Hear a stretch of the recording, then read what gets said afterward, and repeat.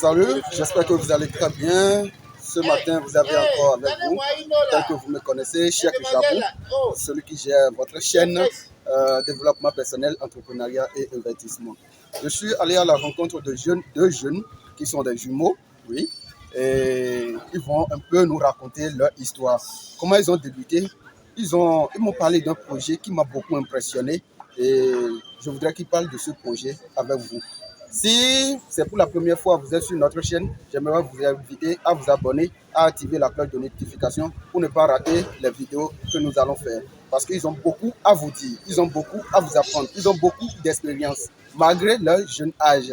Donc, je vais leur donner la parole tout à l'heure, ils vont se présenter. Moi, je m'appelle Tibé David, je suis entrepreneur et agent de banque. Tout le plaisir à moi de me retrouver sur le plateau ce matin. D'accord. Bonjour, chef. Merci beaucoup. Moi, c'est Tibé Nsubaounous. Je suis doctorant, je suis aussi entrepreneur. Je suis doctorant initial de ce parc.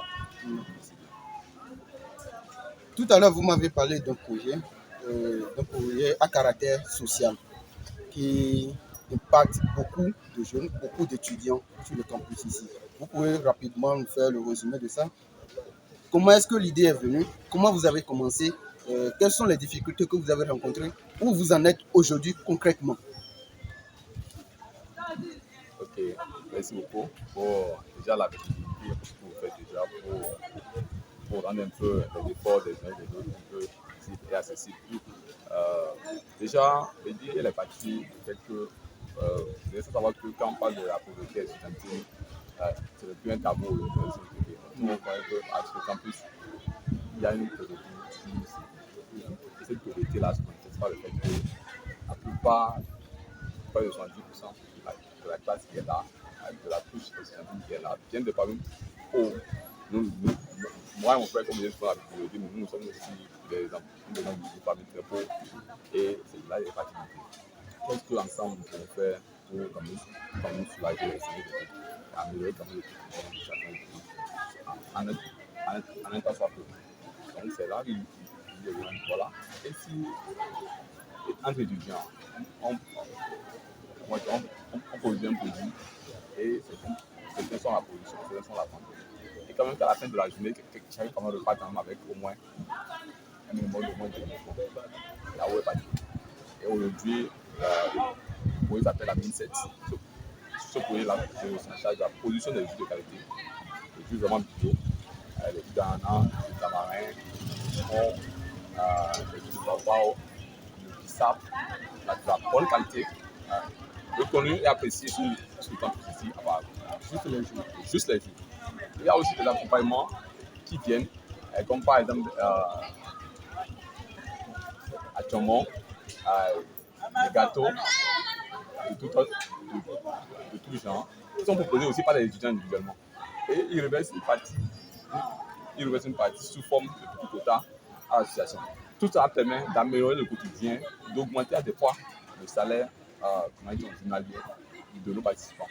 Aujourd'hui, nous pouvons nous rendre grâce parce que le projet a connu un temps soit peu de succès et nous sommes représentés dans presque toutes les entités du campus pour simplement un parcours de 3 ans. Parce qu'il y a 3 ans, on était avec le début. Après 3 ans, on peut dire que le bilan et le parcours ont été quand même quelque chose où il faut rendre grâce à Dieu pour ce qui a été accompli. Maintenant, ce que je voudrais demander dès le début, le capital, c'est vous-même qui avez apporté le capital? Au départ, le capital a été entièrement, complètement financé par mon frère. Parce que lui, dans le temps, comme je vous l'ai souligné, il était agent de banque. Dans le temps, il faisait dans l'entrepreneuriat, mais il faisait encore dans la banque. Il était assistant. Et c'est l'insistance. En fait, je vais avoir est-ce que je peux avoir 1000 francs, en direct. Et si vous ne pouvez pas simplement créer une activité qui permet quand même de solutionner ce problème-là, pour que à chaque personne qui vient demander, faire des coubettes, et voilà, si tu es libre dans la semaine. Parce que dans les facultés, tout au long de la semaine, c'est rare de voir une faculté qui est pour le lundi à samedi.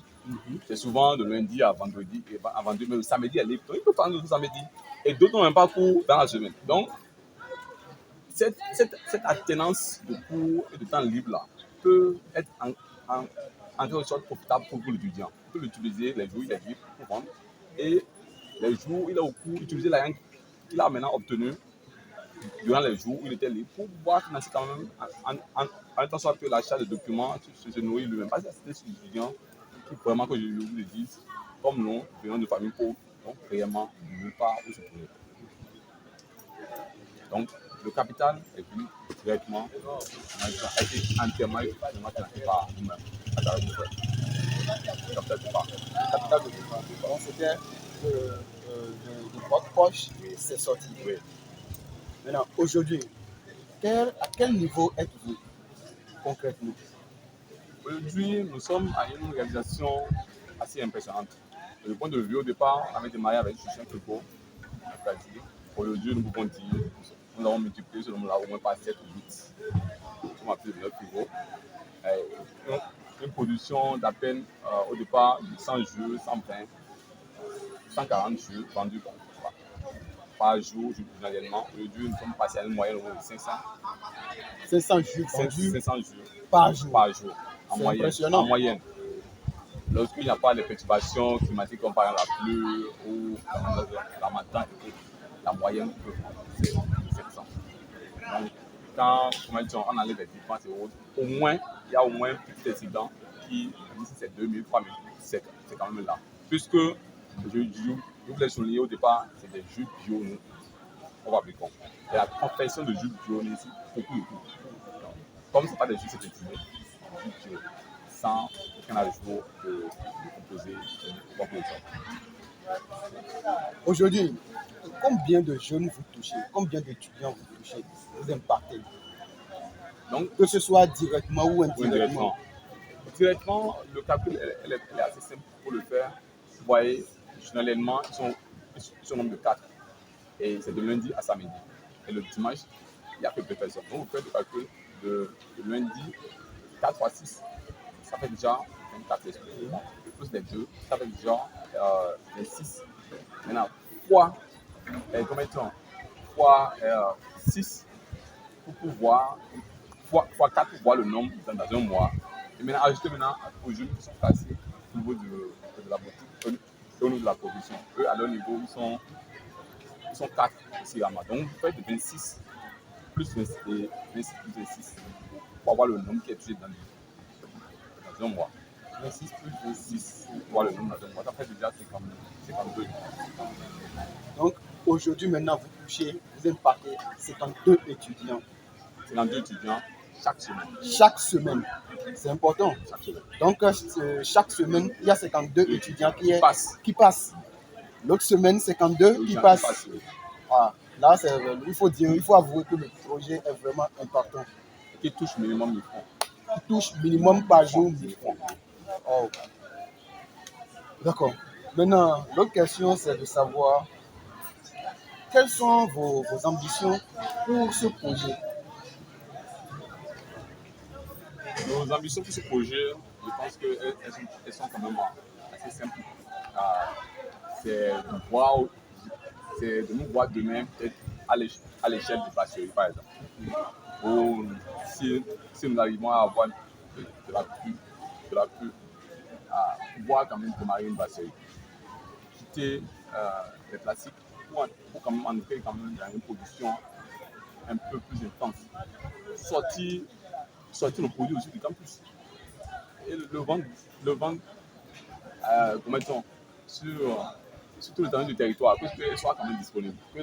Et nous lançons un appel s'il y en a qui ont le savoir-faire, la technologie, et qui pensent qu'on peut rendre ce monde-là meilleur, en améliorant un peu le produit et en touchant un peu plus d'étudiants. Parce que la même pauvreté estudiantine existe encore à Calavi. Si le projet peut s'exporter à Calavi, peut s'exporter sur l'ensemble de nos différents centres universitaires qui composent l'univers universitaire du Bénin. Je pense que ça serait vraiment un bon achievement. Ça aurait été quand même un bon élan social et cela pourra booster l'envie entrepreneuriale de la jeunesse. Le sait aujourd'hui que les recrutements, les recrutements au service public sont quand même saturés et que la demande, la disponibilité de jeunes et qui sont déversés sur le marché de l'emploi aujourd'hui ne peut plus être saturés, ne peut plus être comblés par l'État. Ces petits niveaux sociaux, vont booster, n'est-ce pas, l'envie entrepreneuriale qui jaillit chaque étudiant en son sens. C'est même dans ce sens qu'il a initié depuis 3 ans les séances de formation entrepreneuriale entièrement gratuites sur le tendu les services par rapport. Donc vous formez des jeunes gratuitement dans tous les divers secteurs que vous pouvez imaginer, dans la coiffure, dans la pâtisserie, dans la formation de jeux, dans l'agro-business. Vous savez, dans l'agro-business, il y a 2 couches, le maraîchage et l'élevage. Dans beaucoup de ces avantages, lorsque le savoir-faire, nous le disons pas, nous faisons appel à des formateurs qui viennent et le sang les paye pour cela. Donc voilà un peu ce à quoi nous attendons à c'est pas pour devenir riche, c'est pas une entrepreneuriat à devenir riche, mais c'est quand même à toucher, à laisser une empreinte dans la vie des gens. Cette fois-ci, c'est M. David qui va parler. Je vais lui poser la question à savoir quelles sont les difficultés que vous rencontrez aujourd'hui dans ce secteur. Oui, par rapport au projet là spécifiquement. Ok. Bon, les difficultés, comme on le dit, le risque zéro n'existe pas. Oui. Voilà, et tout à l'heure, mon frère a eu à souligner que lorsqu'on n'a pas les intempéries naturelles et qu'il n'y a pas eu de pluie, il n'y a pas eu d'harmattan, bon, on s'en sort un peu. Et lorsque c'est fait naturel-là, qui fait d'ailleurs le souhait de tout le monde, il n'y a pas un peu pour vous prier pour qu'il ne pleut pas. Voilà. Donc, mais quand des faits naturels comme ça surviennent, où il pleut, on est souvent confronté à de la mévente et tout ça. On sait que c'est sa saison et il doit forcément pleuvoir. Lorsque la matin vient, c'est pareil. Je tiens à saluer leur initiative. Vraiment, les remercier pour avoir pensé à nous. Et spécialement les étudiants qui viennent de parents modestes, voilà, qui sont venus étudier et qui ne sont pas dans les conditions favorables. Moi, il m'est arrivé des fois de crier le groupe pour venir ici, juste avoir quelque chose en poche, au moins pour la foutre. Donc, je suis déjà ici avec eux, ça fait plus de 2 ans. Plus de 2 ans. Et franchement, c'est un très bon projet. Et vraiment, les aînés aussi, leur manière d'interagir avec les enfants, ils ne se comportent pas comme des parents. Il y a surtout ça. C'est comme des grands frères. Voilà, on travaille ensemble, on fait tout ensemble, ils nous payent, voilà, ils nous appellent, parfois même ils nous encouragent.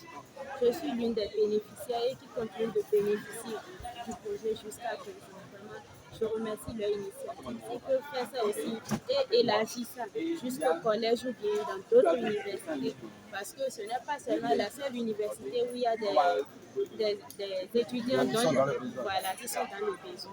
Et vraiment, je les prie de ne pas arrêter, de continuer, que vraiment Dieu mette sa grâce dans leur projet, afin que ça grandisse, pour que d'autres puissent en bénéficier sur des générations. Merci beaucoup. Merci beaucoup, Leïla. Voilà un peu. Leïla, elle est là depuis 2 ans. Déjà, on a eu déjà, en 3 ans, on a eu déjà au moins 3 promotions qui sont déjà passées. Ok. 3 promotions de 3e année.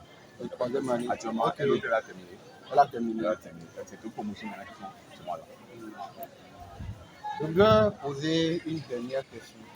Qu'est-ce que vous pouvez dire à la jeunesse? Qu'est-ce que vous pouvez dire à ces gens qui vont sur votre vidéo et qui peut-être ne savent pas par où commencer ou bien attendent de commencer grand? Merci beaucoup. Déjà, je voudrais que nous nous débarrassions de l'idée occidentale. Okay? Cette idée occidentale, que nous débarrassions un peu de cette idée occidentale sur laquelle il n'y a pas de l'argent en Afrique.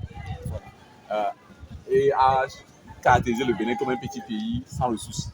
Nous avons beaucoup de ressources et en Afrique en général. l'avenir, c'est en Afrique. C'est la pauvreté par déjà de l'île dans laquelle vous n'avez rien à offrir. Lorsqu'on vous convainc que vous n'avez rien à offrir, vous ne pouvez rien offrir. Voilà. Vous prenez par exemple un pays comme le Bénin, et en 3 semaines, Cameroun a pu voler, a pu quand même faire inscrire 3 milliards de francs CFA, voler 3 milliards de francs CFA. Ça veut dire que si toute cette force s'assemblait, on peut créer quelque chose. Regardez le textile, regardez le savon, regardez les choses que nous portons. Beaucoup de choses que... Il n'y a pas une seule entreprise au Bénin qui produit par exemple le textile que nous portons communément. La plupart sortent.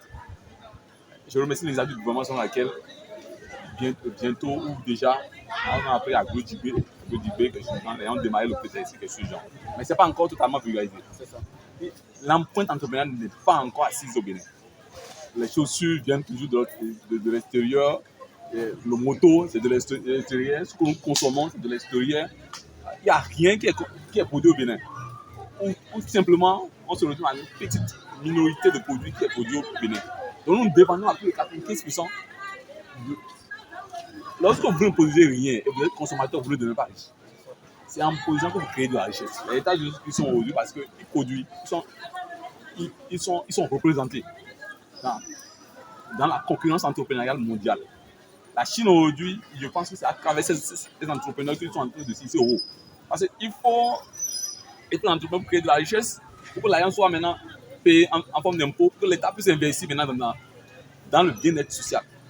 Mais à dépendre de l'État sur tous les plans. Donc je demande vraiment à la jeunesse de prendre en charge.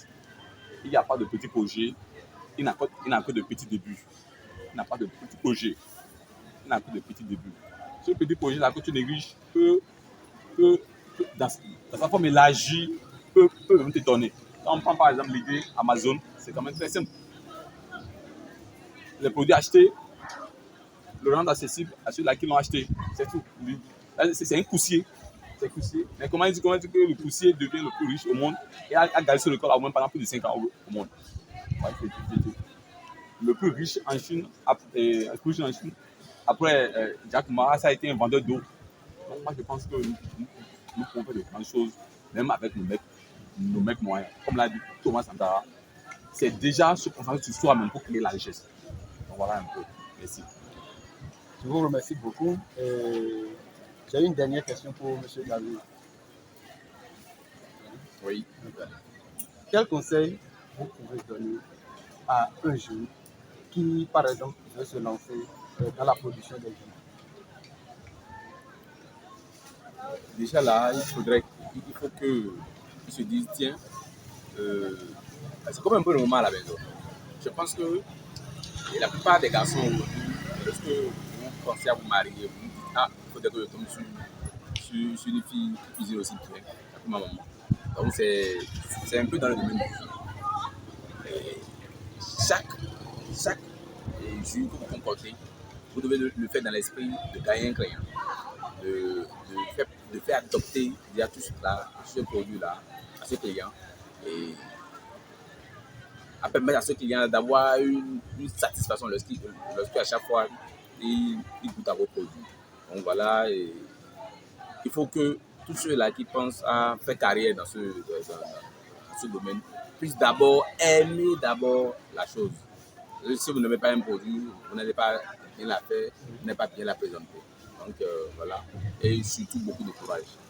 Beaucoup de courage et de savoir qu'il n'y a pas de faux métier. Voilà. Merci. Je vous remercie beaucoup. J'ai une dernière question. Est-ce que vous êtes aussi dans d'autres activités? Oui, je pense que moi et mon frère, nous sommes propriétaires d'au moins de 2 fermes qui valent chacun au moins autour de 40 à 35 millions de francs. Nous avons des bétails, nous avons des troupeaux. Nous sommes dans l'élevage des poulets pondeuses. Nous sommes dans l'élevage aussi des poulets ordinaires, des poulets bicyclettes. Nous sommes aussi dans l'élevage sport intensif. Nous avons sur 2 fermes. Et chacun de ces. Nous avons jusqu'à près de 35 à 40 loges de porc actuellement présents. Nous avons au moins une partition de 5 de 3 mètres carrés. Voilà un peu les services d'intérêt que nous sommes actuellement. Et après ceci, ce que ici d'ailleurs déjà c'est un projet social. Oui. Là-bas c'est la pure entreprise. Donc voilà, c'est un peu ça. Je vous remercie de nous avoir suivis juste là. Je voudrais inviter tous ceux qui vont suivre cette vidéo à se lancer. Si vous avez un projet, si vous avez une idée, lancez-vous. N'attendez plus. Lancez-vous. Dites-vous que le rêve africain, que ça existe et que l'on peut réussir même en Afrique, depuis votre coin. Peut-être, je ne sais pas là où vous êtes. Quels que soient vos moyens, quel que soit là où vous êtes, l'origine ou bien le niveau, le rang social ne peut pas être un frein pour vous, pour votre réussite. Non. Si ça pouvait l'être, ça le serait pour d'autres personnes. Mais si d'autres ont pu sortir la tête, c'est que c'est encore possible que toi aussi tu puisses sortir la tête. Alors, dis-toi que c'est possible. Une fois que tu commences par te répéter ça dans la tête, alors ça serait possible pour toi. Merci beaucoup de nous avoir suivis. Je voudrais vous inviter encore une fois à vous abonner massivement, à partager la vidéo massivement pour que ça puisse impacter d'autres personnes aussi. Ceux qui ne savent pas que c'est possible, pour qu'ils puissent savoir que c'est possible. Merci bien.